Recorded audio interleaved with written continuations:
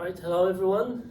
Today we're going to talk about dispersion, about group and phase velocities. There is a non-dispersive medium and there is a dispersive medium. A non-dispersive medium is when the speed of propagation of waves is independent of the frequency or the wavelength of the waves. A dispersive medium or dispersive waves also would be considered when the speed of propagation of the waves is dependent on the frequency. So to understand this, let's take and revisit the problem with the coupled modes. And let's take as an example 5 coupled modes in a string. So we have a string, this is fixed, this is fixed.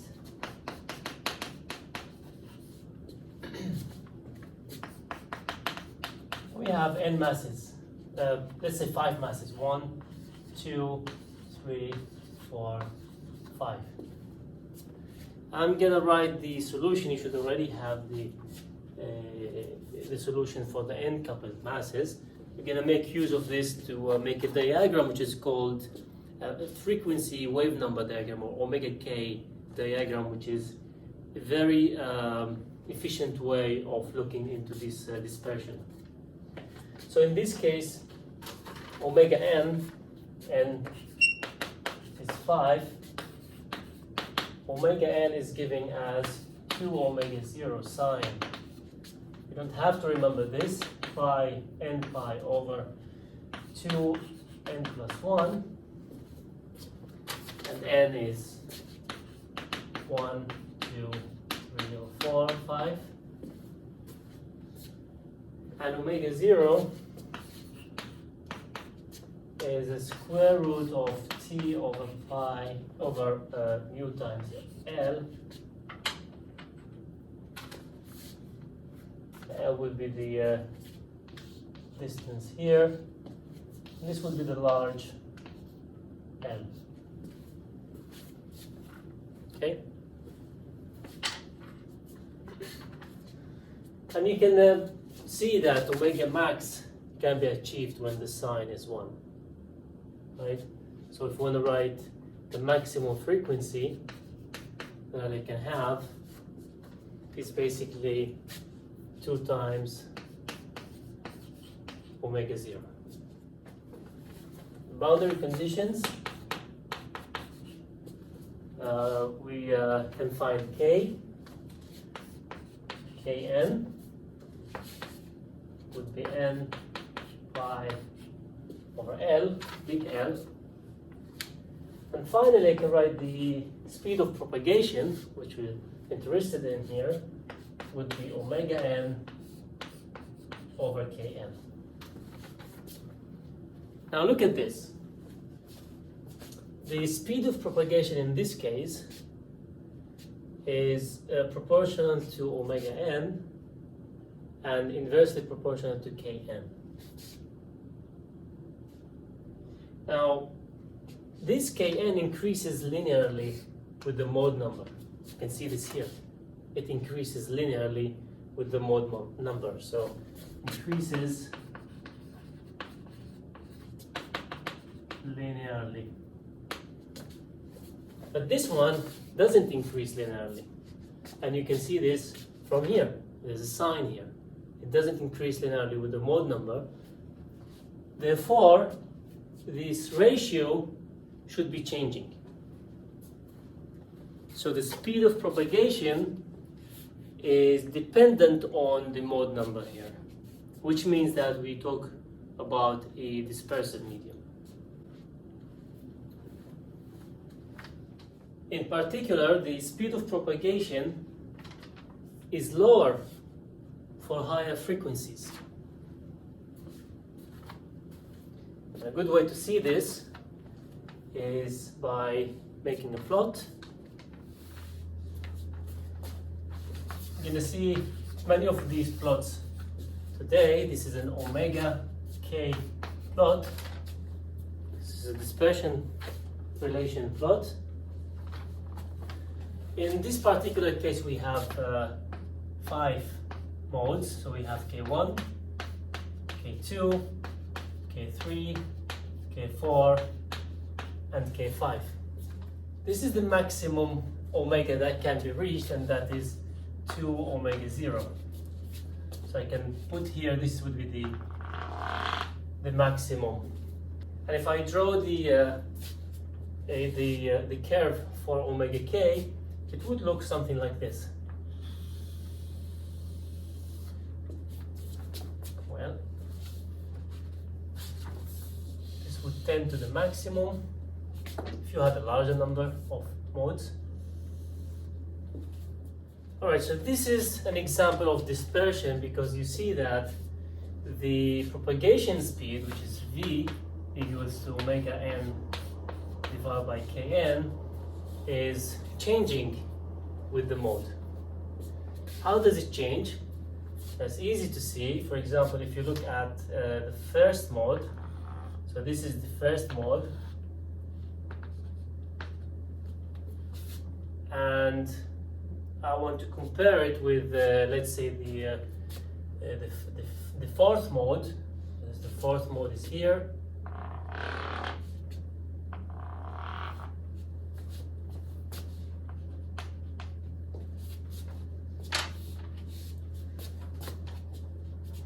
Omega over k in this case would be, this is omega and this is k.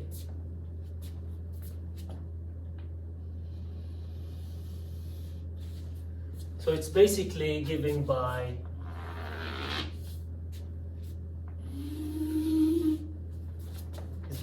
the tangent of this angle here. So omega over k. This angle here is a measure for the speed. Only the tangent of the angle gives omega over k. If I look at k1, for example, so it's at this point, so this is k, right? And this is omega and this is k, so the angle here is larger. So this is theta 1, that's theta 2. So a larger angle means that the propagation speed is larger, which means that the propagation speed is decreasing with the wave number here. Dispersion is very common in physics, and you can see that in things like water waves or even electromagnetic waves. Now we're going to analyze this in more detail now. Let's take two waves, y1 and y2, so two propagating waves.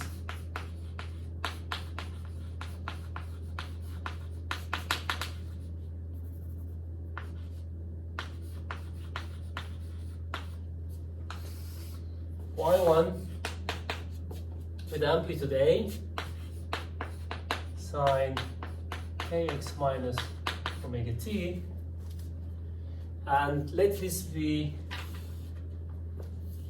k1 and omega 1, and y2 with the same amplitude,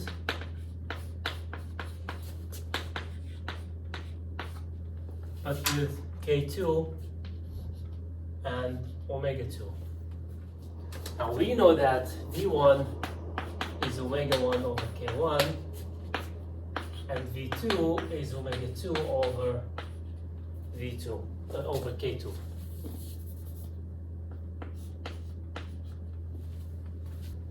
Now you know that whenever v1 is not equal to v2, then this is a non-dispersive medium.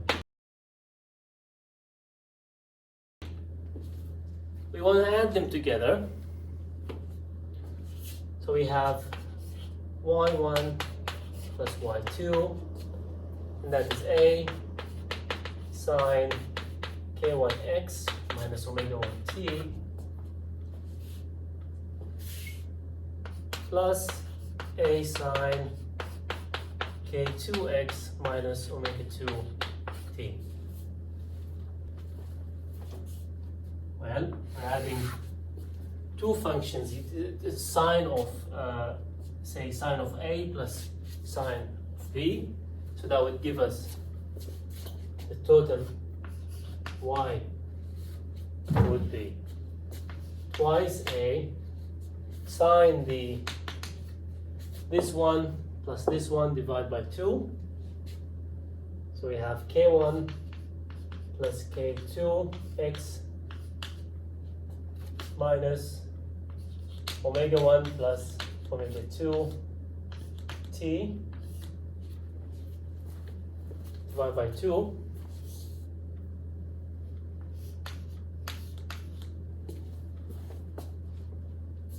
times cosine, I'll type it here, so everything times cosine k1 minus k2 divided by 2x. Let's make this clear, it's all inside the sign.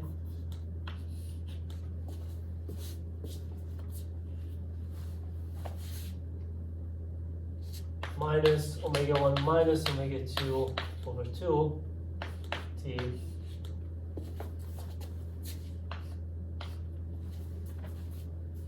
and let's look at the case where k1 is almost k2, it's very close to k2, and omega 1 is very close to omega 2. In this case, you agree that k1 plus k2 divided by 2 would be simply something like k1 or k2, because it's the same. So we can just type k for that. So I can write now that y would be 2a sine some kx, and this k is equal to k1 or k2 minus omega t with a cosine, right? K1 minus k2 over 2 would have a delta k over 2 times x minus delta omega over 2 times t. The product of two functions, one with k and omega, another one with delta k and delta omega. What are these? Each one of these is a traveling wave, right? This is a traveling wave, and this is a traveling wave. So we have the product of two traveling waves. The sine term, so this term, what is the propagation speed? Well, it's omega over k, right? So the propagation speed equals to omega over k. And this is known as the phase velocity.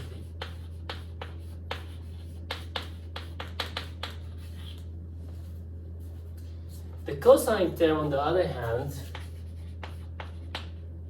is also a traveling wave, but it's slowly changing because of the, you see, the delta k and the delta omega. It's slowly changing, and it's much longer, right? It has a delta k, is a smaller k, smaller wave number.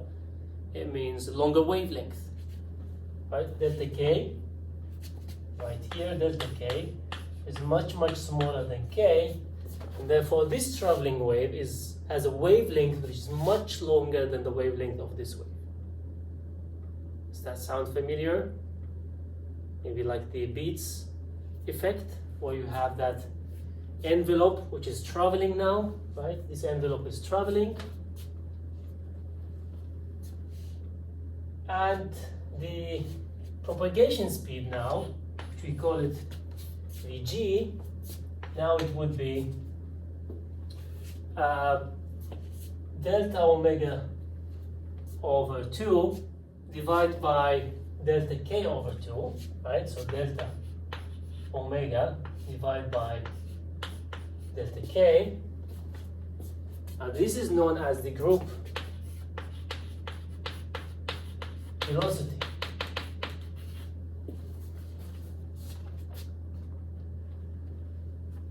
Let's quantify the wavelength that we discussed. We said that the wavelength here is shorter than the wavelength here. Now, what is the wavelength here? You know, the wavelength is 2 pi over k, right? So I can write it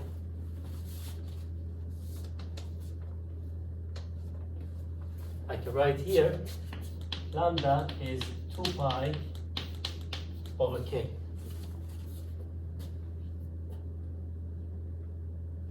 And the wavelength here is 2 pi over the wave number, but the wave number is delta k divided by 2.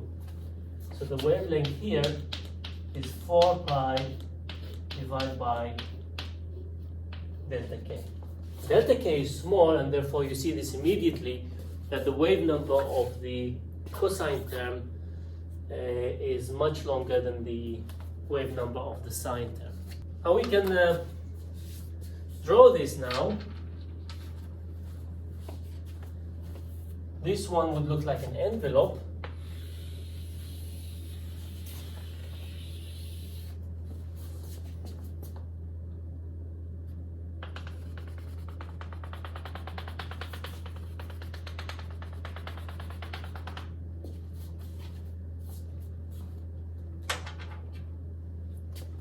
And the other one would be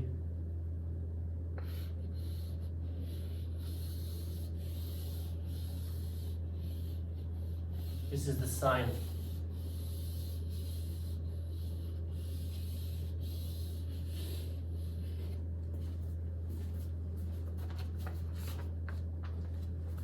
So this y, which is a superposition of these two waves that we started with y1 and y2, what we have is that this part is propagating with vp, with the phase velocity, and this part here is propagating with vg.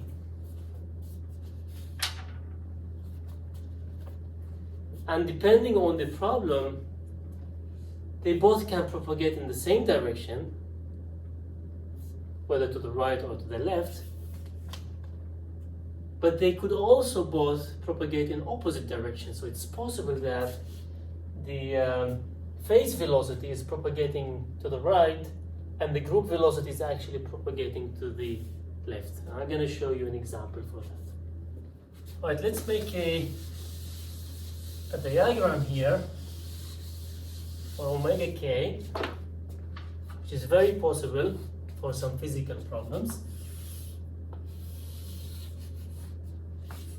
This is omega, and this is k. One possibility is simply to have this straight line. What is this straight line is telling you is that the problem is non-dispersive. At any point here,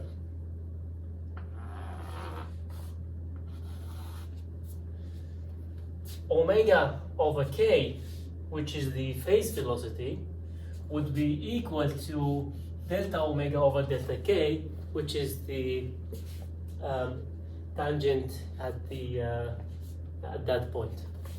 So at any point here, the group velocity is equal to the phase velocity. So a straight line represents the case of a non-dispersive medium. You can have something as we had before, something that deviates to starts like this maybe and then goes like that. And in this case, just as we had before, you see that as you increase the wave number, the phase velocity, which is given by this angle or tangent of this angle, so this is a measure for the phase velocity. So if you take this point here,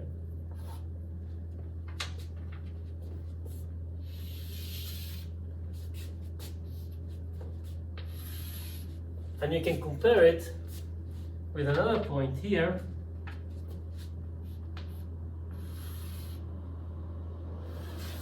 You immediately see that for lower frequencies, the phase velocity is higher. This is when you have this type of curve. But you don't necessarily need to have this type of curve. You can have something different. You can have something that starts like this and it goes up like that. Here you have an opposite scenario. So if you take one point here,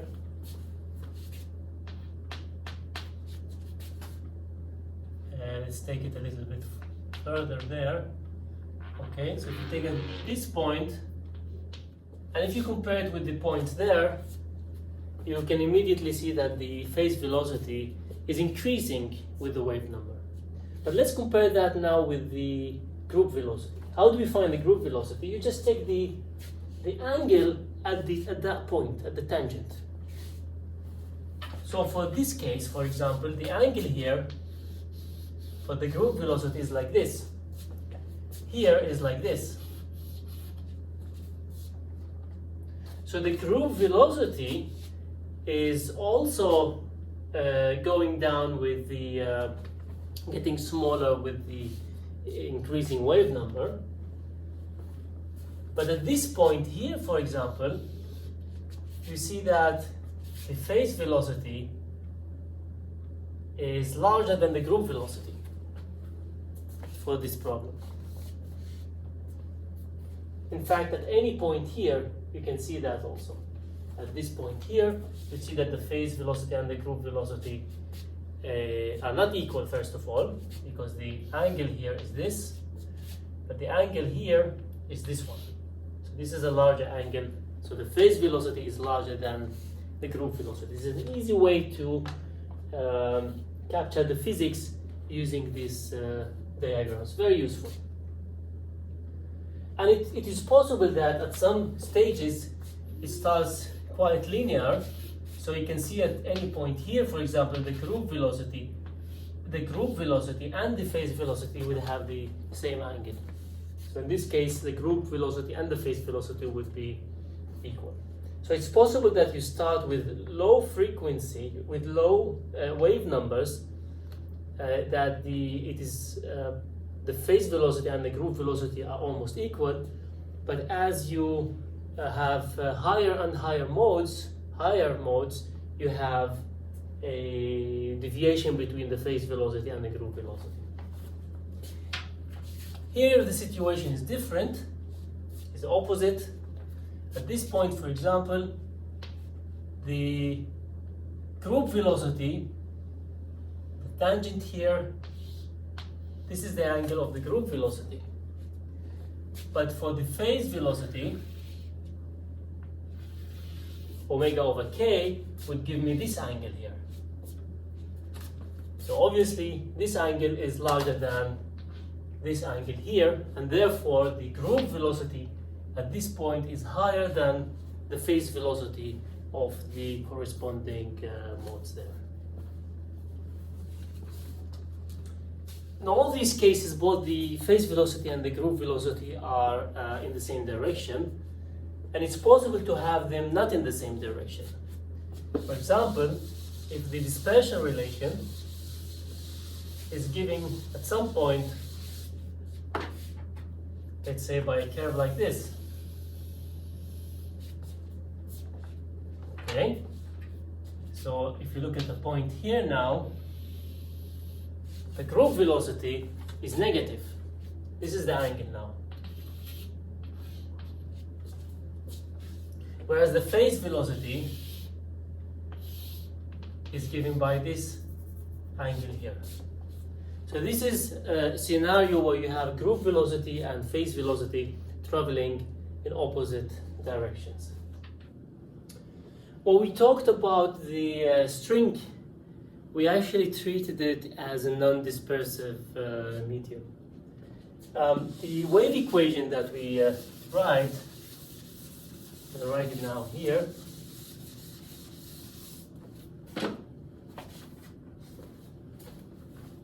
It looks something like this. d squared y dx squared equals 1 over v squared t squared y dt squared. But v, the propagation speed, was given by the square root of t over mu. And omega is v times k, or I can write omega squared v squared k squared. In this case, the propagation speed was only a function of t, the tension, and the mass per unit length. So it is a non-dispersive medium, and you can see this here. Omega over k, right? It's always the same, regardless to the mode. And the reason that we had it a non-dispersive medium is that we only considered the tension in the string. There is one thing that we did not consider. We assumed it was 0, and that is the stiffness of the string. What is the stiffness of the string? Take a guitar string, for example, completely without any tension, right? If you try to bend it, it wants to come back. This is the stiffness, which we did not consider here. So if I consider the stiffness now, so let's add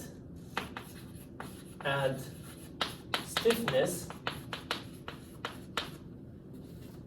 If we add the stiffness, we would have omega squared, no longer given by v squared k squared only, but there's an additional term which is alpha, some constant, stiffness constant, times k to the power 4. Okay, so this is stiffness constant. So this can be written as t over mu times k squared plus alpha k to the power 4. Now clearly this additional term shows that the relation between omega and k is no longer linear, and therefore the propagation speed is dependent on the frequency. So it's a dispersive medium. How would this look now? Now it would look like this. So if you try to plot this, omega squared equals to this. So if you try to now plot the omega k diagram, which as you see is very useful, you can see lots of the physical insight using it. So omega k in this case would look like this. First let me do the non-dispersive case. A non-dispersive case would be simply this line. And the dispersive case would be initially like that, and then it goes up. So the initially like that, initially linear relation, you can see this here actually, right? This is a k to the power 4, meaning that when you have very small k's, this term is negligible because it's to the power 4 compared to this term. But as k is increasing and increasing, this term starts dominating.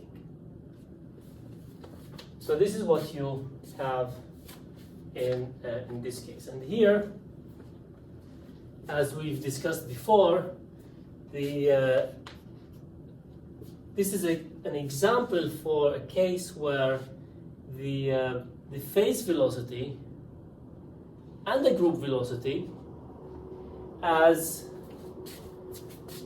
you're increasing the mode number, the wave number, they also increase. So Vp and Vg, they increase. But also, as we discussed before, at this point, for example, or any point here really, the group velocity is higher than the phase velocity. So this is an example where the if you have a string, if you consider the stiffness, as you increase the mode number, the group velocity becomes larger than the phase velocity. Okay, let's take an example. For the example, let's take a piano string. And let's look at the 10th harmonic. All these numbers that I'm going to give you, they're quite realistic and it give you a feeling of the problem. So piano string. Now we look at the 10th harmonic.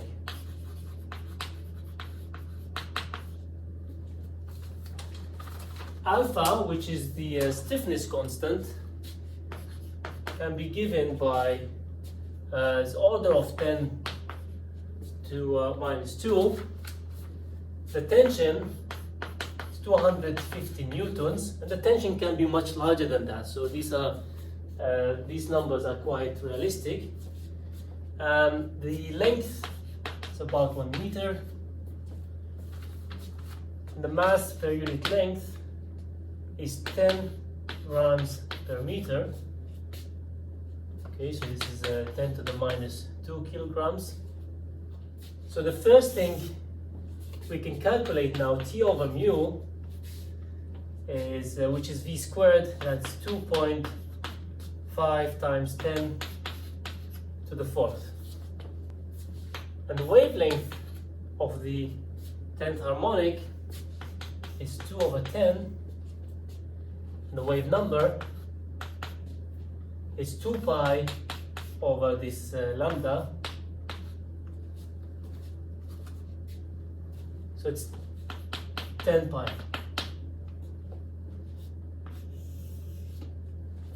Now, what I had on the other side for omega squared, that was V squared times K squared, right? Plus alpha K to the power 4.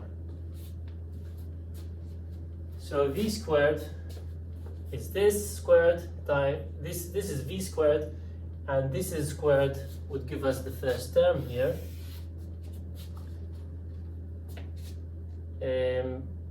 That would be 2.5 times 10 to the power 7. It's just to give you a feeling, it doesn't have to be precise numbers.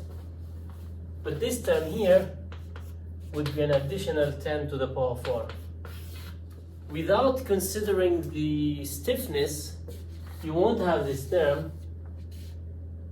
You would only have that term, and you would say that the frequency of the 10th mode is simply 10 times the frequency of the first mode, right?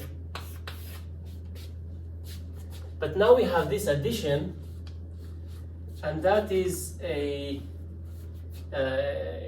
difference of 0.02% increase in the frequency. So this is no longer right. So you can actually write that f of n is not equal to n times f of 1. And the same thing, omega n is not equal to n omega 1, as we've seen before if we did not consider the stiffness. And for me personally, this solves a great mystery. As a child, every once a year or so, someone came and tuned the piano, and I noticed that when he would be tuning the higher frequencies, it didn't seem like a multiplication of the lower frequencies. It seemed a little bit higher. And I asked him, and I asked the person, why is that? And well, he said, this is the way it is. And now you understand why. So if I want to summarize a little bit now, the phase velocity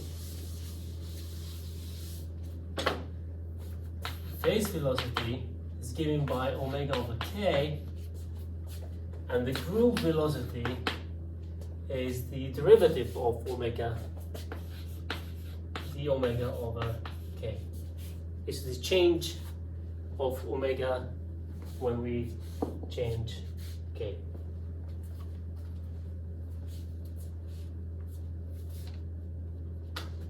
Let's take a few examples. Let's start with water waves.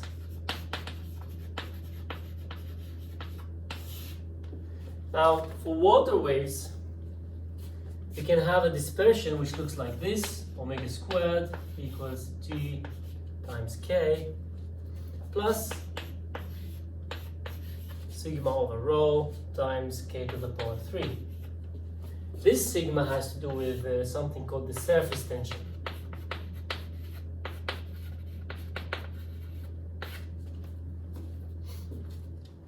Now, as you see here, when the k is sufficiently small, then you can neglect this term. In the next lecture, we're going to talk about water waves a little bit in more detail. We won't have this term because simply we're talking about wave numbers that are small enough that we can neglect the surface tension. In fact, to give you a feeling, if the wave number of the if the wavelength is smaller than 1 centimeter, then you can start thinking of the contribution of this term. If it's larger than that, then surface tension won't play a role. So if you're, for example, discussing surface waves in the ocean with a few meters wavelength, this term is negligible. If you look at waves that are generated in a cup of coffee, then you probably want to consider the surface tension. It will be very important. Let's take some numbers to make you have a feeling about this. So in the case of water, the surface tension is about 0.072 Newton per meter, and the density of the water is 1,000 kilogram per meter cube. So let's look at the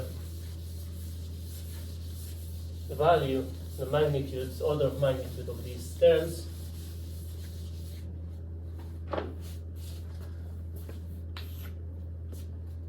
So if we look at Vp, for example, omega over k, in the case of lambda is 1 meter, the wavelength is 1 meter, omega over k is about 1.25 meters per second.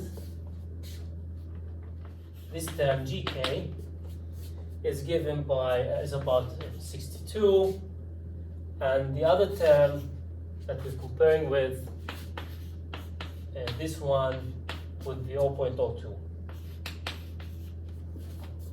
You see, this term is negligible compared to the other term, the gravity term. So this would be the gravity term, and this would be the surface tension term. Okay, so Vp is 1.25 meters per second, and the gravity, the group velocity is half of the phase velocity. Right, you can see this here.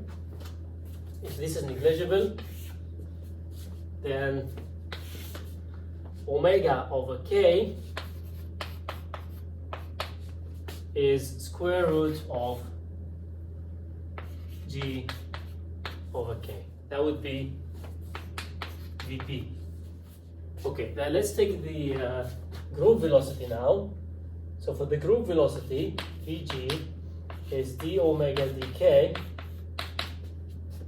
So if omega is square root of g times k, then d omega dk is d dk of gk square root. And that is half gk minus half, which is g over gk. This is half, so it's half g over k half. But g over k, square root of g over k is the phase velocity. So it's exactly half of the phase velocity. All right. So this was the case where lambda is much larger than 1, and we were able to neglect the this term. What now happens if this term is not negligible? So let's look at lambda, which is much smaller than 1.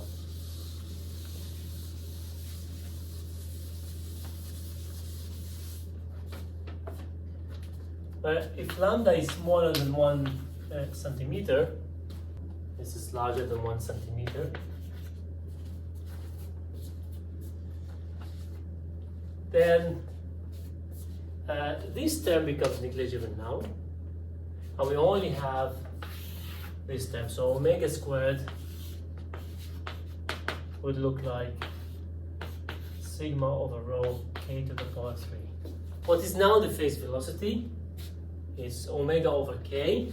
So the phase velocity, which is omega over k, is given by square root of sigma over rho times k.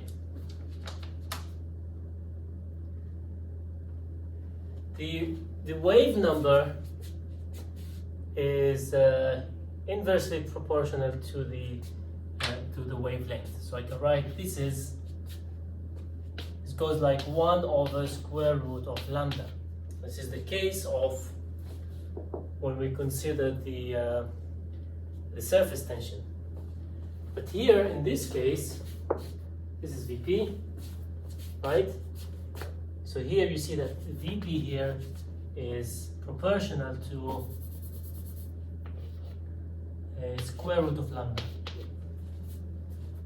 So if the physical problem actually combines between those two, and you start with at lower modes, let's say that this is leading and this is negligible. So you start with a behavior where the propagation speed or the phase speed goes like the square root of the length of these waves. But if you look at higher and higher modes, then the picture flips and the propagation speed would go like 1 over square root of lambda. Okay, let's stay with water waves.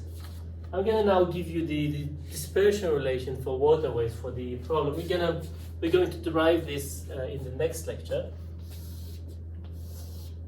And the problem is like this. This is depth h of the ocean. This is the floor of the ocean.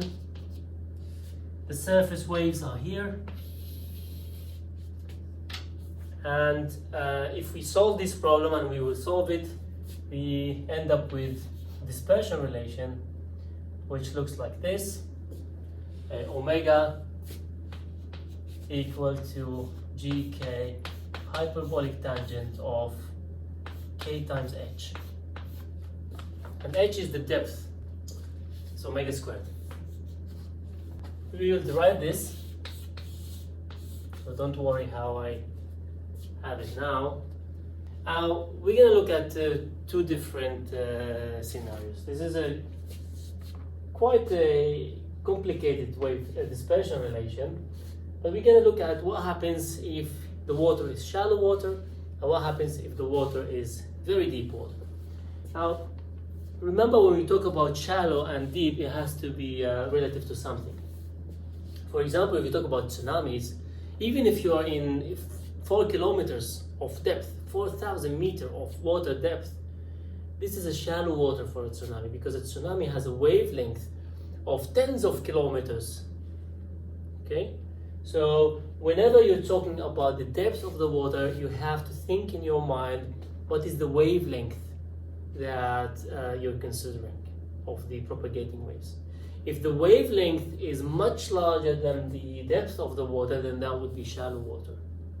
If the wavelength is much smaller than the depth of the water, even if the depth of the water is a few centimeters, then it would be deep water for these waves. So if we go back to these waves, the surface tension waves, in this cup, this might be a deep water problem for some of the waves, because the wavelength is very, very small. So always think of in terms of the ratio between the wavelength and the depth. So let's look at this. Let's start with the case with if KH is much, much larger than 1. This is a hyperbolic tangent here. If KH is much, much larger than 1, then this would be tends to 1. So in this case, omega squared would be G times K. This is the deep water case. Right? KH is much, much larger than 1.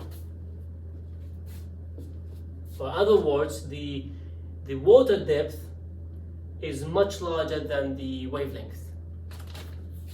Right? H over lambda is much larger than 1.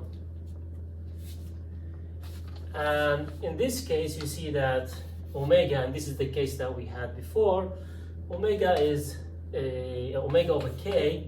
This is what we're interested in. Square root of G over k. This is what we had before here, right here. Now let's look at the other case. I'm going to do it up here.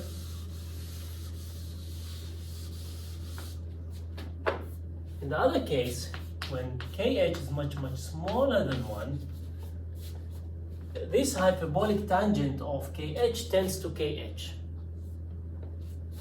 So omega squared would be GK times KH, so K squared H. So this is the shallow water case.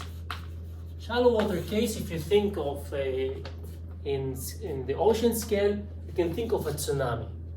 For a tsunami, it's a shallow water.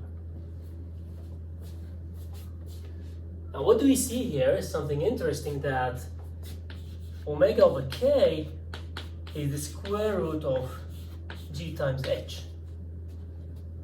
It's constant. It's a non-dispersive medium. Tell me what is the depth of the water. I can tell you what is the propagation speed of that wave. And if it's about tsunamis, and if you know that the average depth is in the ocean is 4 kilometers, then you see that this phase speed